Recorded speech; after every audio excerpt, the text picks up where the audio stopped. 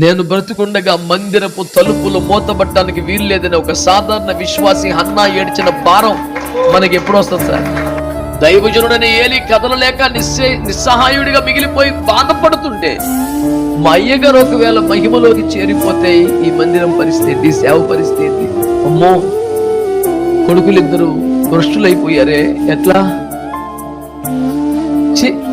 ఇది వేస్ట్, వేరే చర్చికి వెళ్దాం అనుకుంటాం. మనమైతే బెటర్ చర్చ్ ఎక్కడుందో చూసుకొని జాయిన్ అయిపోయే భక్తులే కనపడతారు మనకు.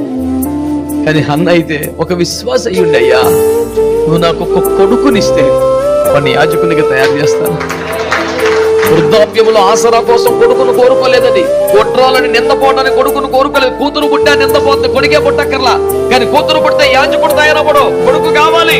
నాకు కొడుకునిస్తే వాడు బ్రతుకు తీతములన్నిటి యెహోవాకు ప్రతిష్ఠితుడైపోతాడు. నాకు అక్కర్లేదు, నా కోసం కాదు, నీకు కావాలి కొడుకుడు. పాలు మరిచే లోపడికి యాజకత్వ పరిచయం నేర్పిందంటే ఎంత కసి కలిగిన తల్లి అండి. బతుకొద్దా మనం అసలు?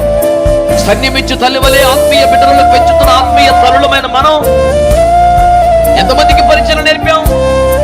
తన ఇంట పుట్టి అలవర్చబడ్డ వారు అప్పటికే 318 మంది అయిపోయిన దప్పరాము గుడారంలో. మన దగ్గర ఎంతమంది అయ్యారు ఇప్పటికి?